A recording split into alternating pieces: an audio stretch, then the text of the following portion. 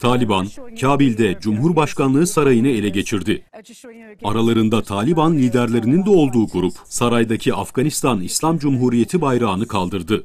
El Cezire televizyonu, saraya giren bir grup silahlı Taliban'ın görüntülerini yayınladı. Taliban'ın Kabil'e girmesinden kısa bir süre sonra Afganistan Cumhurbaşkanı Eşref Gani ülkeyi terk etti. Önce Gani'nin Tacikistan'a gittiği ileri sürüldü. Ardından Özbekistan'da olduğu bilgisi paylaşıldı.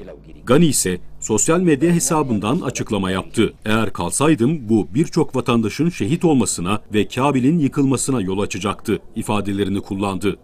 Bir Taliban sözcüsü ise Afganistan'da Eşref Gani hükümeti ordu ve çalışanlar için af ilan edeceklerini duyurdu.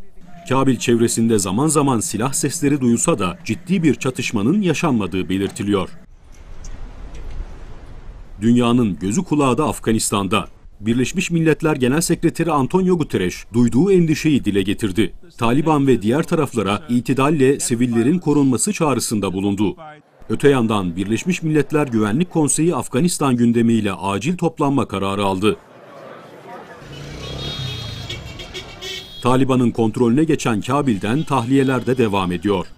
60'tan fazla ülke yayınladıkları ortak bildiride Afganistan'dan ayrılmak isteyen Afgan ve yabancı vatandaşlara izin verilmesi, havaalanları ve sınırların açık kalması gerektiğini belirtti.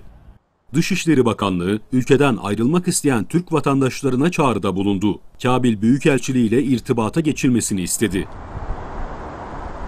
Amerika Birleşik Devletleri Dışişleri Bakanlığı, Kabil Büyükelçiliğindeki tüm personelin güvenli şekilde Hamid Karzai Havalimanı'na transfer edildiğini açıkladı.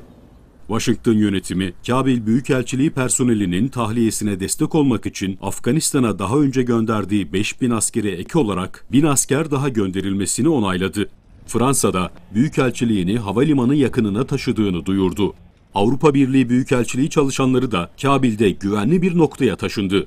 NATO'dan da Kabil'deki diplomatik varlığın sürdürüldüğü açıklaması geldi.